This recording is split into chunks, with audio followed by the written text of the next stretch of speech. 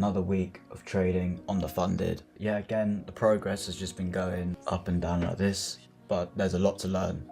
We haven't blown the account, we're not deep into drawdown, 0.5%. So we're going to use today to assess what happened over the week and prepare for the upcoming week.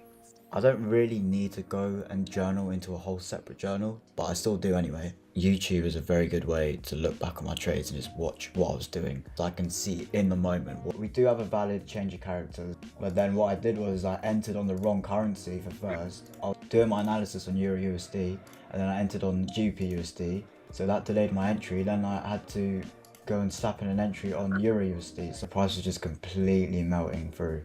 Now I added more confluences to my strategy to avoid stuff like this from happening. And also because it's Monday morning trading first thing in the morning, it's not really a good idea because the market is still setting itself up. It's like trying to base your strategy off, you know, the weekly high or the weekly low. You can't on a Monday morning. I got completely wiped out, and I didn't really take it too well. I was quite pissed off because I lost quite a lot then. I lost like £130 on that trade. That was more than 0.5%, which is more than what I like to risk. Minus £128 trade, like 0.7%. So that was not good. That was the one trade we took on the Monday. We have quite clearly this bearish order flow, right?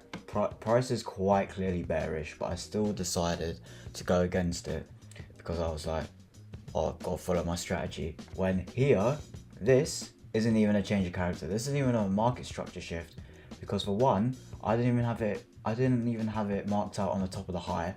Price doesn't even meet the high, and for it to be a market structure shift, the candle has to close above the high, leaving the displacement. Then I need price to take out that displacement and then leaving behind the fair value gap, and then that'd be our entry now. But right here, I thought this was just a change of character. I don't even know what a change of character was. What am I doing? And I entered on a silly fair value gap. So I was going into profits by close because I thought price was going to come back down when it came out to break even. Then it was going up. Then I entered a whole nother trade. I entered again because I was like, nah, I'm getting in on this. So you see here, I got stopped out after entering again. Why did I do that? Why did I do that? I just lost 65 quid for no reason on the funded. It's such a waste. I'd literally be at break even right now if it wasn't for that loss. It is what it is, we learned from it. And then straight after, I traded the New York macro, this is where I was like, fuck this. Like, I've had enough. I need to add more confluences to my strategy. And that's what I've done here. So you can see here, this actually wasn't the correct entry I should have taken. I'll go through this first and I'll show you what I really should have done. Price created the high, leaving the displacement. Price took out the displacement with a valid market structure shift. And then after that, we returned back to the fair value gap. And then I was kind of thinking, should I hit and hope? Should I enter? And I was actually going to enter with one lot, but I actually entered with 3 lots. So that happened. So, you know, I was very lucky to have made profit on this. If this went against me, I would have been deep in drawdown because I entered with such a big lot size. More than I really wanted to, because I'm testing out the strategy. I didn't want to enter with too much size. But I entered, and then it did go my way, and so I'm quite thankful that, you know, it was a lucky mistake. Very, very lucky mistake. I closed the trade here after taking partials, and then I enter again. I entered again. Why do I do this to myself? I entered again because I was thinking, nah, this is going all the way. Which it does in the end. But because it was going up and down and it was fucking around in my head because, you know, I didn't even have a stop loss running. You see, it was going down, price was just consolidating, and eventually a few hours later it did actually go down, but I just got out and took another minus £20 loss for no reason. Not really good enough. Very scrappy trading. And then that was the end of the week. Thursday didn't offer anything. Friday didn't offer anything either. Over the weekend I've just been back testing like crazy. So that Wednesday trade, you can see here, I marked out sell side. So for one, sell side didn't even get swept again. I didn't even wait for a sweep. I was just like, oh, sell side. And then I said, I just made my mind up. And this is where the high is. Price comes up, doesn't even match the high, it doesn't even meet the high. And then it's not even valid because there's nothing there. It doesn't even meet the high. What was I thinking, bruv? Oh, stupid mistakes. It's just forcing it. Like, one thing that I have a really bad habit of is just thinking like, oh, it's good enough. Oh, it's nearly there. It's good enough. You know, that's not enough. I need to have it like that is what's happening, not it's just good enough.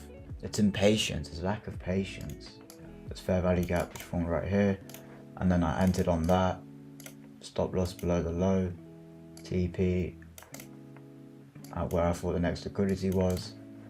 So that's what I thought my market structure shift was, and then we just get wiped out completely. We had previously marked out minor buy side liquidity right here. So this is what I really should have done. So we had minor buy side liquidity here, sell side right here. Now we're waiting for price to take out this minor buy side. So right there, we take out the buy side, switch to the 1 minute. We're coming up to the New York AM macro, which is 9:50 to 10:10 or 10:50 to 11:10. But you know, you can have a bit of wiggle room around. It doesn't have to be exactly in. We have a displacement here. We wick out the displacement. There we go. We displace price. So price is now displaced. We're going to enter on the first fair value gap. 9:45, so very close to the macro entry. Right here we have the fair value gap which gets filled. So we can enter quite simply short right here, stop loss above the high, and then targeting that next level of liquidity. This goes right there. That's what I really should have done for the actual trade. Now obviously this does go further, and that's where, you know, your TP1s, TP2s can come into play. Where I actually took the trade was at 10:50, but because I missed this macro, if there's no entry at 9:50 to 10:10, the AM macro, then the hour after, if price action is poor, then you look at the hour after. But if there's take a trade in the AM, there's no point looking for a trade in the next hour. What's the point? So we took one loss on the Monday, and then the second day we took another loss, and we had one win on that Wednesday as well. That was literally the rest of the week. So we had a 50% win rate for that week. Revenge traded.